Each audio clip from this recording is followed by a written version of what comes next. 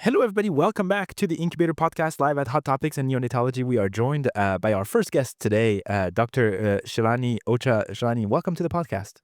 Thank you for having me, Ben.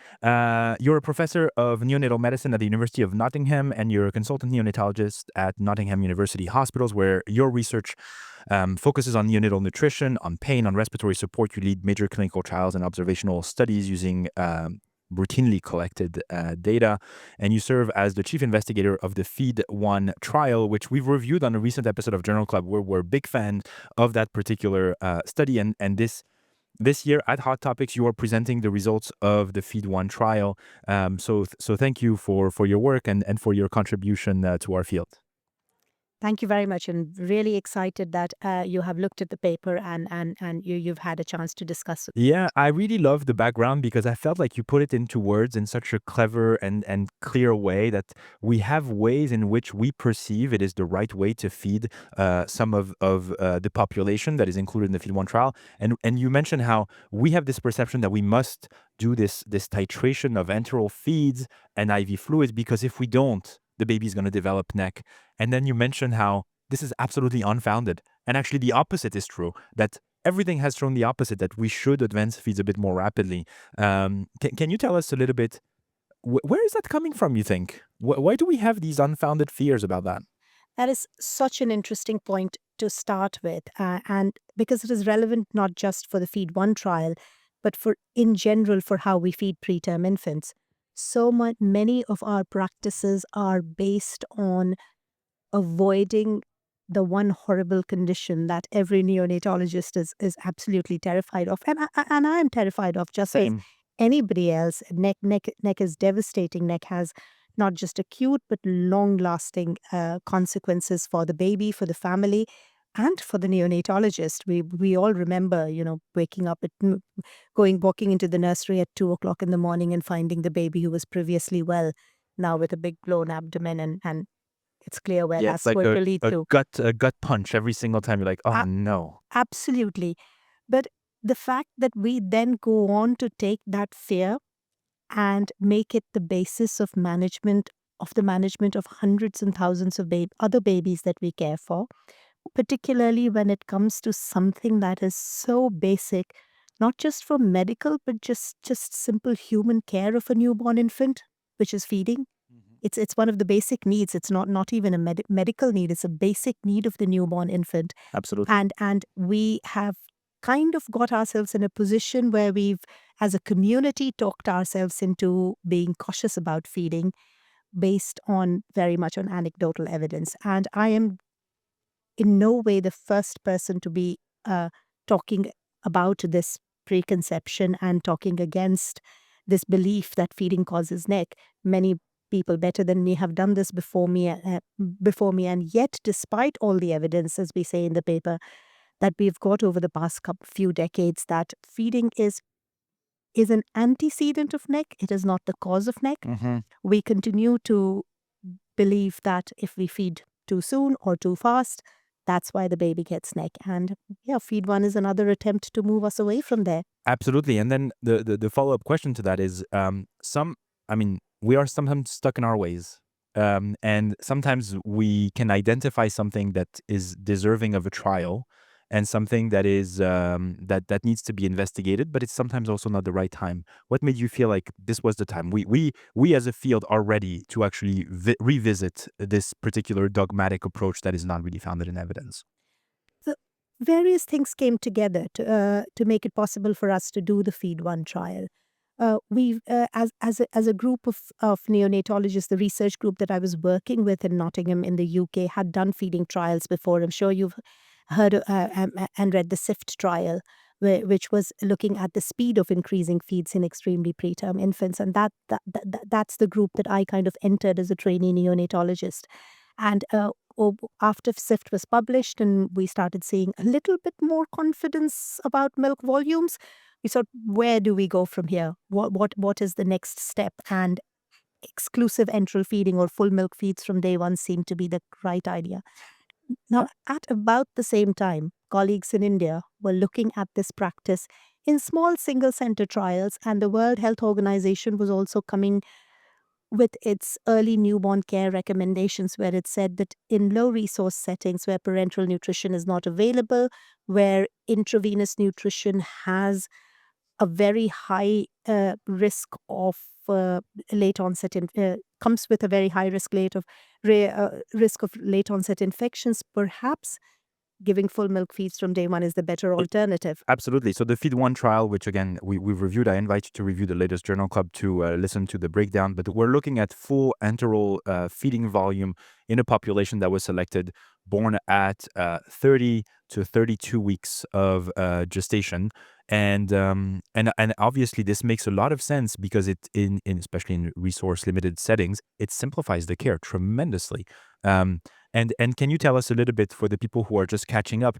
The primary outcome was a very interesting one. So what was the outcome that you were looking at when you randomized patients to either receive full enteral feeds on day one versus sort of the usual practice of maybe a bit of IV fluids plus some milk that was increased based on the attending of the day?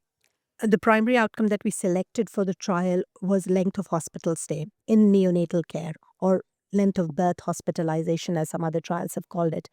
We defined it as the number of days that the baby would stay in neonatal care, irrespective of which hospital the care was provided for. So in the United Kingdom, we have centralized newborn care, but babies get transferred from one hospital to another, sometimes due to capacity and sometimes just to get closer home. And in this trial, in the primary outcome, we added up all the days that the baby stayed in any hospital, and that was what the primary outcome. Fair enough.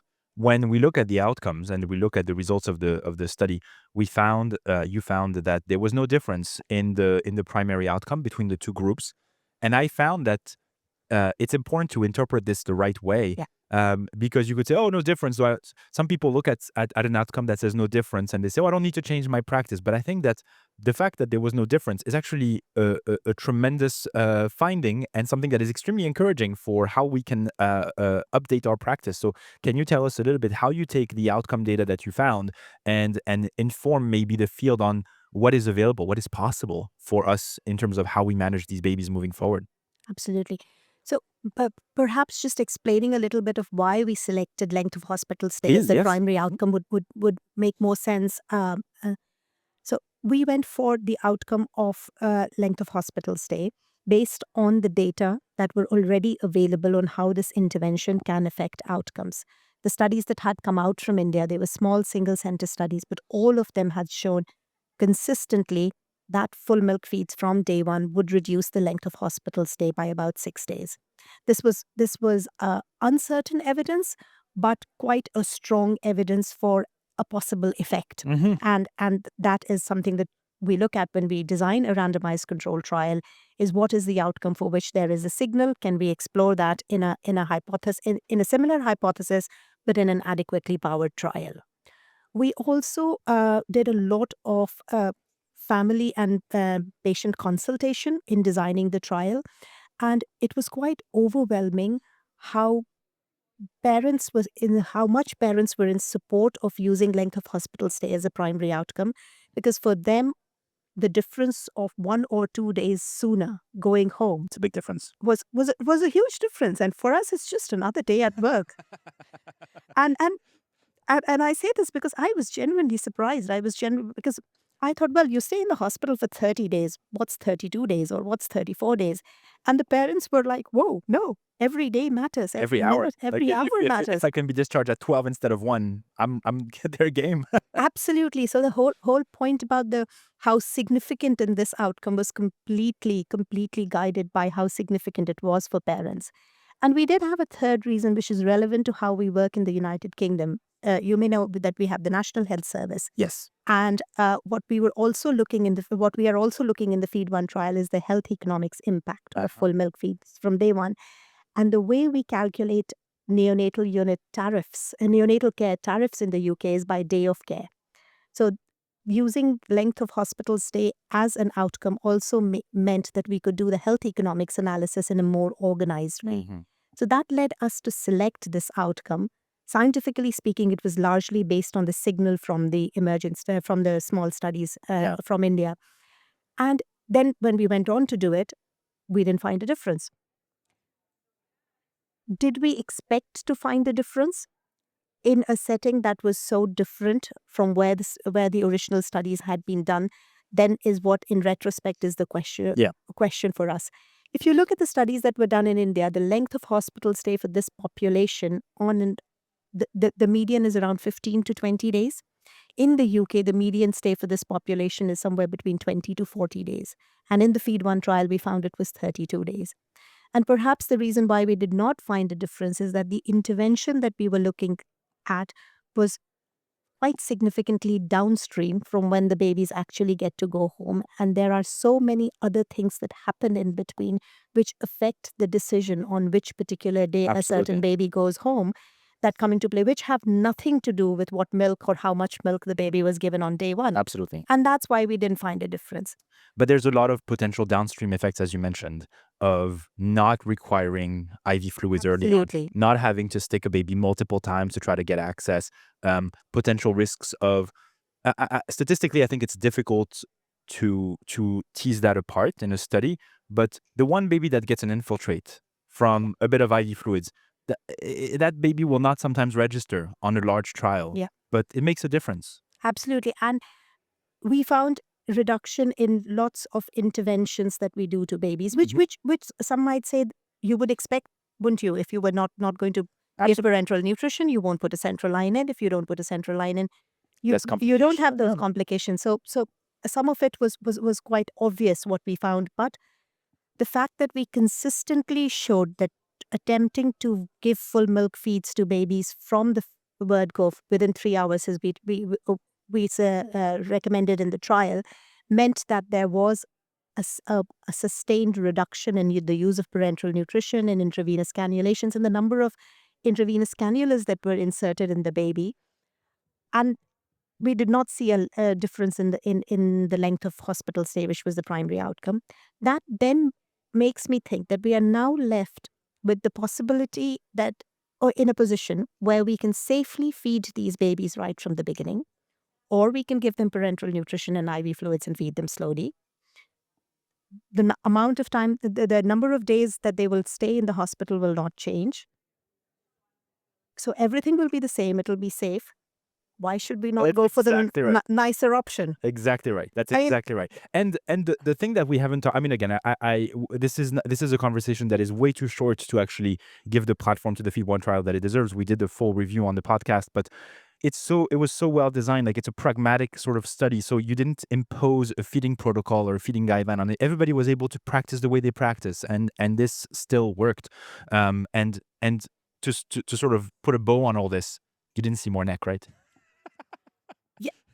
I mean, the number of sleepless nights I've had of thinking that this is going to cause neck, and it didn't. There are 4 cases of neck in the intervention group and 6 in the control group, and there just wasn't any. Even so many more babies were diagnosed with feed intolerance in the full milk group. None of them went on to go. Went on to have neck. They all were successfully fed on the next day or the day after. So neck was really just, it's just something, it's a fear that we live with. It's like a ghost that just haunts us. Absolutely. Absolutely. Shalini, thank you so much for dropping by. Congratulations. This was a lovely conversation. Thank you very much for having me. Thank you.